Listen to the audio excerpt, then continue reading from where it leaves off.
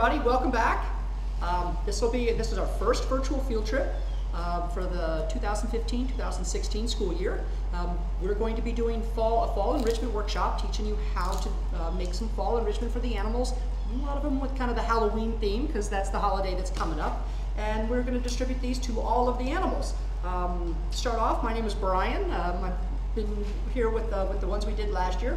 And this is Christina. She's the one that helped us with the lion one. Yep. And Haley from our education department. And they're going to help today with answering questions on the live Q&A portion, and also explaining in the pre-recorded videos of how to make some of these enrichments. Okay. We're going to, also we wanted to promote a couple of the other ideas that we have for doing some Adobe Connect virtual field trips this year. We'd like to do an endangered species. Now we don't have dates set for these, so that's we'll be getting those out to you when we decide on those. We want to do one on endangered species and conservation, and then we also want to have one that focuses on the careers, all the different careers that kind of make this whole system work here, looking after all of these animals. There's a lot of different professions that are involved here. And also, another really great idea that I'm very excited about is we want to do one feces from every species. You wouldn't believe how much goes into dealing with the poop from the animals. There's so much information that we get about the animal and the health of that animal. And Christina here she's an expert on our glitter poop. And so if you guys stick around to see that Adobe Connect field trip, she'll be explaining that. We're going to be doing some more Adobe Connect virtual field trips this year. We're going to do one on endangered species and conservation. We're going to do one on careers that kind of focuses on all the different jobs that make this system here work, caring for all of these animals. And also we have a really good idea of doing one on feces for every species. You'd be surprised at how much emphasis goes on to animal poop around here. Not just the cleanup aspect of it, but that's also how we determine the health of many of these animals. These animals can't tell us if there's a problem. So we've got some really great ideas of some educational lessons that really revolves around feces. Okay. All right, well, we're gonna go ahead and head over to the video now. Hi everyone, my name is Haley. I'm an educator here at Lion Country Safari. Today we're going to talk a little bit about enrichment. Now, animals have very basic needs. Some of those basic needs might be food, water, shelter, or even space to move around. And all those are very important for us to provide here at Lion Country in their habitats. But something else that we have to provide is enrichment, and that's making sure that the animals have something stimulating to do throughout their day that will simulate natural behaviors and make sure they're happy and healthy. That's very important to us and the animals here at Lion Country. So every type of enrichment will be different for the animal that it's going to. So you might want to think about how an enrichment might be different for a parrot or a lion or a giraffe. So we're going to work on learning about that and some of the different enrichments that we can make for them for the fall here. One of the simpler enrichments you can make for the animals are just made out of paper. One of the easiest is paper chains, and you can do that as a class together. First thing you're going to do is going to apply a little bit of non-toxic glue stick or glue to a paper strip. You're going to attach it to the other end of itself. Do the same thing with another strip. Simply thread it through that loop you already have and keep attaching. So you can work on it together, attach to your neighbor, and eventually end up with a nice long paper chain for animals to rip apart and enjoy. You can also make it a little more complicated. Start with your paper chain and then add paper shapes like leaves to the outside. Some other things you can make, also made out of just paper, which makes it nice and simple, are some shapes for the animals.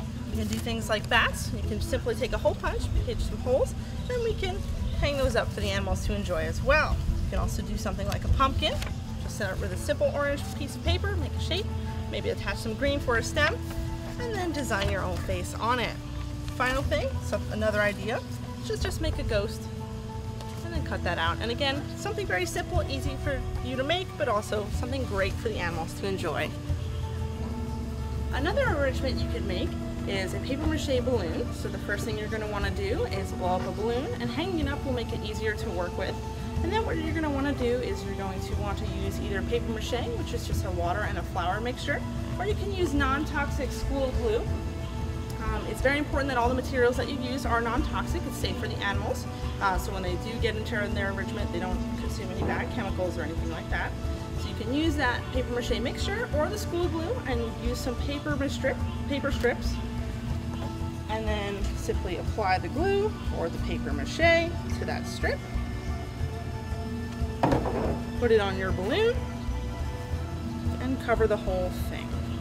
So make sure it's nice and covered. You can do a couple layers, which is going to make it a little bit more secure when you go to paint it or decorate it. So eventually you're going to have it most of the area covered, nice layers, good cover. And then it's very important at the end that you do pop your balloon. So once you've removed your balloon, you can paint it and then put a design on it. So another thing that you can do for your paper mache balloons is you can make a mummy by just taking paper strips, and before you lay down those strips you can take some construction paper, cut them into eyes and glue them down to the balloon, and then glue the strips over the eyes. And you can also leave some spaces as well to make it look more like a mummy, and you can also hang some of those paper strips off like his tapings are coming off. Or you can make a ghost by taking even tissue paper and gluing that onto your balloon, and you can go ahead and dangle some of that tissue paper off to give him more of a ghost-like feel. Another enrichment you can make is a cardboard box enrichment that you then decorate. So of course the thing you're going to want to start with is just any plain old regular cardboard box. Definitely make sure to take all tape or any staples out of it. It just needs to be taken off, everything, no tape, nothing. And then what you're going to want to do is cover it with paper. It can be plain white paper, you can use colored paper, and then glue that paper on with non-toxic school glue. You can decorate it and just draw lines on it, draw different things on it, the Halloween themed things. You can again use colored paper and different things like that. Cut out shapes, so you can make a pumpkin, you can make all different kinds of monsters, you can even make a haunted house as well. And again, using all non-toxic materials, school glue, colored paper is fine. You can paint things as well, so you can end up with any one of these really cool, really creative enrichments. You can make a haunted house for your class, and every student could have a ghost on the haunted house. That's something really easy that you guys can do as well. And something else that's simple, again, with just colored paper glued on your box and some lines, you can end up with something really, really neat for the animals to enjoy. And then what we'll do is we'll put some enrichment items, some food maybe for that animal with that enrichment that you've made, so that's something that they can enjoy. And again, pretty easy to make. Just colored paper, your cardboard box free of any tape, using non-toxic paint, non-toxic glue. Great ways to make an awesome enrichment for the animals.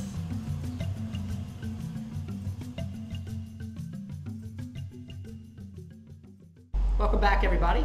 Hope you got a good idea of what we're trying to do with the enrichment for the animals. If you have any questions, please feel free. You can start throwing those questions at us and we'll answer. Christina and Haley here, they are absolutely experts on when it comes to enrichment, and they'll be able to answer lots of questions. I'm actually going to turn it over to Christina here, and she's going to explain to you why enrichment is so important for these animals. All right, so hey, I'm Christina, I'm Lion Keeper. Enrichment is so important for animals. It really helps them to think, like opening boxes to get like meat. Like for instance, when we do lion enrichment, that's paper mache, we'll put meat in the boxes and they'll have to rip it open and get it. It's just really important to have, you know, them thinking and just provide different senses like rhino poop for lions and everything like that.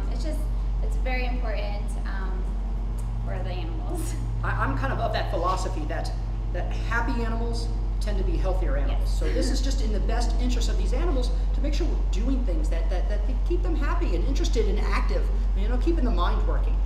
Yes, No different than you guys going to school every day. And with your enrichments, you really want to make sure that the enrichment that you're giving the animal is good for that kind of animal. Cece over here, he's a cockatoo. Parents will love to rip things, get open to nuts and seeds.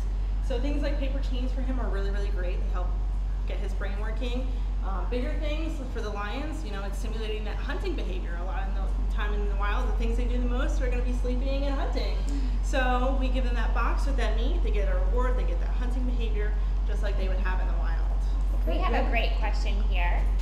What is a lion's favorite thing to play with? Oh, well, there's many things that the lions love.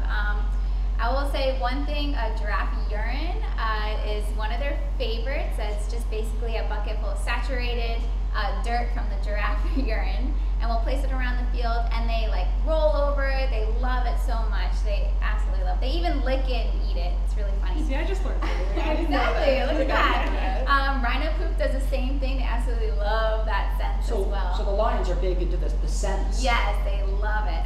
And also we do like blood jello, and they like roll that, play with that, eat that. It's really good. All kinds of things. We do such a variety of enrichments from toys and You got everything. another question to throw at us? We do. From Lantana Elementary is what type of food do the rhinos eat? What type of food do the rhinos eat? Well, rhinos, they probably eat about 100 pounds a day. They graze all day long eating grass. We also give them hay. We give them bales of hay to eat, and they're getting about 25 pounds of pelleted grain, kind of as a supplement to make sure they get all the vitamins and minerals and nutrition that they need out of that diet. Because nutrition, like if you're eating grass and hay, it can vary from season to season. So just to make sure their animals stay strong and healthy, that we supplement that with the pelleted grain as well. And we put the pelleted grain into their pens that they go in at night. So when it's time to put a rhinoceros away, where are they? They stand at the gate, ready to go. Okay. We have another great question from a third grade class, and they want to know how tall are the giraffes and what type of enrichments can they make for them? Okay. All right. You wanna Well, do- yeah, sure. Giraffes depends on the gender. So the girls are going to be about 14 to 16 feet tall. The boys are usually going to be a little bit taller, about 16 to 18. So any enrichments we do want to try and get a little bit higher up for them, so it's easier for them to get to. And a lot of things we can do like puzzle feeders. Giraffes have tongues that can be about 18 inches long, so they have very prehensile tongues. Prehensile means they can kind of grab things with it, so they can do a lot with their tongues. So we do give them puzzle feeders.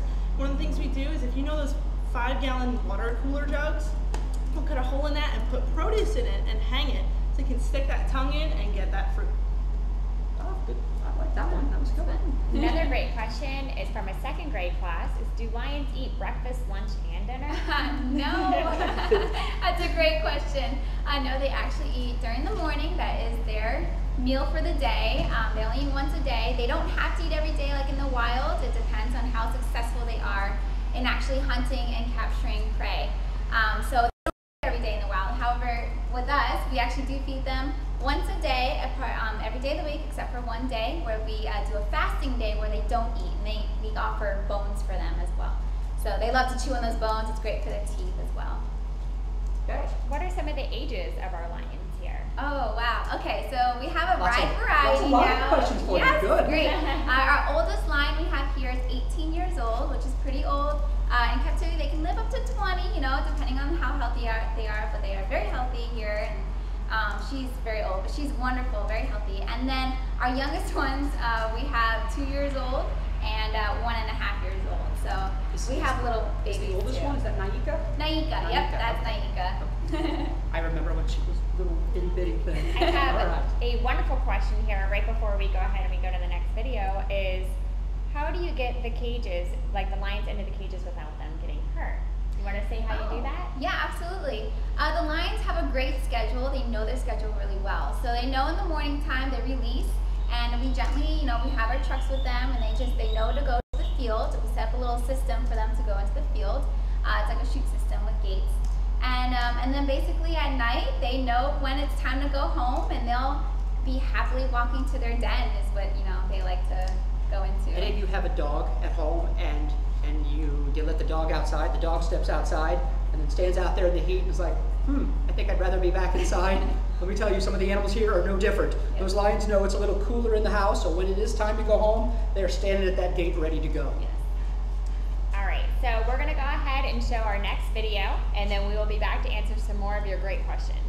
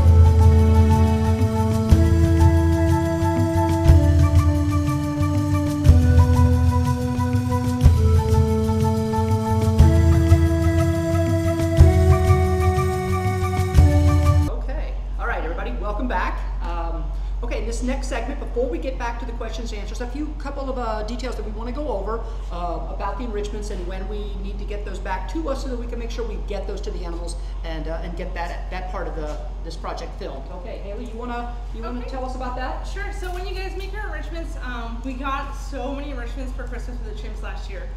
So if you want to make like the bigger, medium to large size boxes, you could limit it to like maybe 1 to 2 per class. We really kind of ran out of space last year. We were so happy with your enthusiasm. We put them all in Jen's office. They were all in Jen's office. You can see her desk or her chair. They were all in Jen's office. They were all in her office. So if you guys could work together to make different haunted houses or make monsters, maybe do like 1 to 2 per class. If you want to do the smaller things like paper chains or just cutouts out of paper, there's really no limit on that. We can store that pretty easily. So that's about how many we'd like per class. If you guys have time to make one, you'd really be doing us and the animals a huge favor. And they love to play with those. And when do they have to be in by? If they could be in by October 2nd, that way it gives us plenty of time to film the animals enjoying those enrichments. And then we're going to have our next segment for you guys to watch that on October 21st, which is a Wednesday. Okay, Wednesday, October 21st, we'll stream those videos back into your classroom. You guys can watch those animals playing with all the enrichment items that you all made. And attached should be a list of approved items that you can use for enrichment. So remember, I think I said non-toxic a lot of times, but non-toxic really is so important for the animal. So your glue, your markers, anything that you're using, your paint, all really needs to be non-toxic. You do need to make sure there's no tape or any labels or anything like that on your boxes. It really is so important. And that list is going to go over some other materials that you can use and things you should really stay away from. And if you can use anything that's recycled, that's great. I always like to apply the standard of if it's okay for a toddler, it's probably going to be okay for the animals, because a toddler puts it in their mouth and that's what the animals are going to do as well. Okay, any other topics? I think that's it. Kristen, do you want to talk a little bit about groups and field trips? And, Well, if anyone wants to I'm going to go ahead and I'm going to talk a little bit about groups, but I had this one question that people are dying to get answered. Okay. They want to know how many endangered species that we have here at Lion Country Wow, Safari. good question. We have, I have 98 species total, and I think we actually have 15 of them that are considered endangered. There's several different classifications. You have endangered, threatened, protected, and endangered is the ones that are the most at risk. We have, and of those 15 endangered species, they also have what's called an SSP, a Species Survival Plan. And that's where we have this coordinated effort amongst all the other zoos in the accreditation community, where we work together to make sure that we're doing what is in the best interest of that population. We have an overall plan for that species. So we have 15 different species here that we have SSPs for and that are considered endangered. And a few of those, we have one species that's even extinct in the wild, a scimitar horned oryx. I managed to see how many calves we have out there right now. We have a lot of success with that bird. Okay. Another great question is how many animals would you estimate that we have here at Lion Country Safari? We are at 1,017 animals, and I think 98 species. How do we identify some of the animals, like the large herds that we have? How do you identify? Okay, well, that can vary from species to species. Every single animal we have here has a microchip. We implant a microchip. Now, that you can't exactly see that microchip when the animal is 100 yards away. So we have other techniques. We ear tag a lot of our animals. We use numbers and different colored ear tags. If you come through and you see an animal with an ear tag in the left ear, it's a female. If it's in the right ear, it's a male. Zebras. Anybody have any ideas of how we might identify zebras? Anybody want to throw it out there? Yeah, definitely. All right, so like their stripes are kind of like a barcode, so we all have a photo identification books, and so all the zebras are photographed, and they're put in these books, and basically we read the stripes as if they're like a barcode. Isn't that how you tell the lions? Yep. To do that? Actually, you'd be surprised at how easy that was. Really? And now it's so, after we've done it for we years. have almost 70 zebras. Yeah, 67 zebras, and there's so many.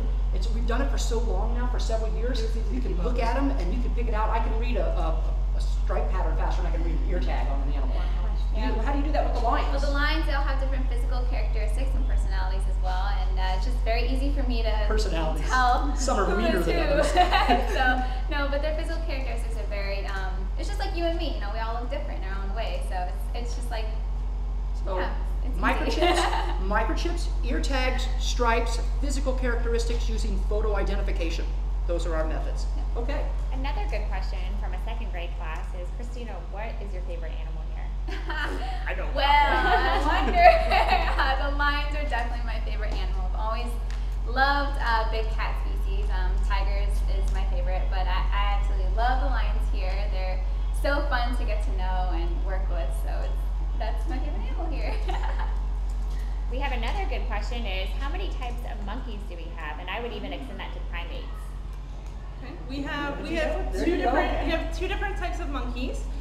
If you don't know, the difference between monkeys and apes, monkeys have tails, apes do not. So it's really easy to identify them here in the park. So you've got our squirrel monkeys, which are over by the nature walk, and then we have our spider monkeys, which are out on islands in Lake Shawnee. And then we also have quite a few chimps, and then we also have Siamang gibbons and white-handed gibbons. And those are either out in Lake Shawnee or out in the dry forest. Okay, so that's 3 types of apes and 2 types of monkeys. Yes. All right. There you go. Good question. All right. Throw some more questions at us. What is your favorite type of animal here, Brian? Mine? Yes. Keepers. Honestly, it's the keepers. I've worked with all the different animals. I love the animals. I love the variety that I get to work with. But kind of, I've been here so long, you guys get to take care of the animals. I tend to take care of the people who take care of the animals. So I'd have to say my favorite are the keepers. I put a lot of my time and effort into making sure that they're taken care of. So that's my favorite. Well, thank you. Hmm? What was the question? Where do they find rhino poop? Where? Tell us about the rhino. Where do we get the rhino poop? No, where do they poop? How do they grab it? Yes. The rhinos poop in what's called a midden. There you go. So it's kind of a collective, basically poop pile is what it is. And the midden is actually pretty cool. It's not only like, it makes it a little bit neater, I guess, for the keepers to clean up because it's all in one spot. You just bring in a big heavy equipment, a backhoe, and scoop it up and haul and it they off. give it to the lions. Yes. But rhinos actually have a really good sense of smell, so they can also go to the midden and kind of learn stuff about each other just by going to the midden and sniffing it. Yeah. Just like a dog walking past the fire hydrant, having to smell the fire hydrant and see who else had been there. Yep. Okay. What else? Throw out another question. We've got a little bit of time. We're almost done, so we'll do a few more questions. Yeah, we're going to start wrapping it up here in a minute, but let's see what other questions we can get. Is what other enrichments do the animals play with when it's not Halloween? When it's not Halloween. Here, you ladies want to jump in there? Here, Christina will tell you about it. She does enrichment every morning. Day, yes. So, for example, the lions get a variety of different enrichments. We do like spices for another scent. We do toys. They have all these like plastic toys that they like to play with. We do palm fronds or browse branches, like Brazilian pepper. We do fish as well. We do bloodcicles. Yes, we do ostrich eggs. They love to bat them around, play soccer with them, and then they actually eat the yolk once they break the shell open, which is a really hard exterior shell, so it takes a while for them to break those shells open. And then we do blood pops or bloodcicles, and we refreeze blood. They absolutely love that. Bones as well, all kinds of different things. We have enrichment every day, so we keep them well enriched. Okay, all right, throw out another question for us. They would like to know, Samantha Marks, do we have snakes here on safari? Okay, do we have snakes here on safari? Yeah, you want to take that one? We do have snakes. The biggest exhibit for snakes you're going to find is our Burmese python exhibit. So we have 4 Burmese pythons on exhibit. They range in size from about 8 feet or so all the way up to about 16 or 17. So it's really cool to see the sizes of the snakes that we have in there. So we do have that exhibit in our walkthrough. We also have snakes that come out for programs and shows. So we have ball pythons, we have boas, we have a Louisiana pine snake. They could even come to your classroom They if you could, really yeah. want those. We do outreach outreaches. programs with them. So we do have a lot of snakes that do come out for programs as well. Okay. All right, throw out another question. How much time do we have left? We We got just have a couple minutes. How Couple big minutes. is a lion's mouth? a lion's Can you show- mouth. can you show Well, the I would kids say when it's open? my head would probably fit inside it. They open really wide. I would say it opens up about that wide. Probably when it's open, it's open 12 inches probably. You talk about safety, why you're not inside the lion's mouth? Yeah, okay. We'll talk about safety. Yes, I don't actually stick my head inside of a lion's mouth. I would not do that. So say, especially when you're working with any of the animals, not just the lions, it's any of them. Safety is our absolute very first priority. Oh, wait, there we go. Yeah, I see that Really one that fit in big. there. Brian I had told you. size. I told you it would fit. So, No, safety is our #1 priority. We're not, it's protected contact. all right, what's the next question? How tall is a giraffe? How tall is a giraffe? A big male giraffe's about 18 and a half feet. So they get pretty large. Females aren't quite that big. All right. And where do most of our animals come from? Most of the animals are born here on the property, or sometimes we do swapping and trading with other zoos. Sometimes it's good to bring in other genetics and different bloodlines from other zoos. Sometimes it's good for our genetics that we have here to go to other zoos. So we work with a lot of other zoos. If a lion is sick, how do they get care? Depends on the illness, So but- basically, if they're sick, if they need some pill of some sort to make them feel better, we just put it in a little meatball and we sick feed them through the bars in the house. And we take good care of them. If they have any wounds as well, we can flush it out with like Chlorohex. And it's just they take it pretty well, so they're good. And we do lots of what we call preventative medicine. Christina here, what she hasn't talked about, which I'm gonna tell you a little about. She trains our lions so that we can draw blood from them. Yeah. She never actually has to go in with those lions. She trains them to where they present their tail to her, and she is able to stick a needle in their tail and draw blood from a lion. And the lions voluntarily give us their tail because why do they do that? Because they know you're going to give them some meat when Yes, they're done doing it. Absolutely. It's a healthy respect between one another, and they always get rewarded with that meat. And we do injections as well. They present their sides and their thigh, and we inject them in their thigh. And we had to do open mouth. We can check their teeth for dental work. Okay, So, all right, Kristen, you want to jump in here? Yes, Everybody, I this just is Cece. This is Cece here, our Stopper Crested Cockatoo. He wanted to come hang out with us today and meet everybody. I wanted to go ahead and inform everyone that when you look at your Adobe room here, you're going to see some documents there below that you can download. We have a teacher flyer special going right now, and then we also have a field trip special. So just for the people that joined today, you'll be able to download that document if you would like to book a field trip. Oh, and then he's ripping up some enrichments now, of course. And then we will meet everybody back here on October 21st, and you'll be able to see all the cool things that you all got to put out for our animals. And then we also have so many neat and exciting things coming to Adobe this year. And we're really excited about a lot of our different field trips that we're going to be promoting. Yeah, wait, we got this great idea, feces from every species. I can't wait to do this one. There's so much that goes into monitoring the health of these animals and caring for these animals. There's a lot of really neat things that you guys can learn that literally we learn every day just by dealing with the poop from the animals. And how can the students become an employee at Lion Country down the road? Yes, we Yeah. have a whole career special. We're going to go over endangered species here at Lion Country, so we have lots of exciting things. So we really hope that everybody will be able to tune in and check it out. And we hope that we get lots of enrichments from you all that we'll be able to see. And there's information there that you'll be able to download as well. If anybody has any questions at all, my contact information as well as education's contact information, feel free to email us or give us a call. We'll be happy to help. But I hope everybody enjoyed our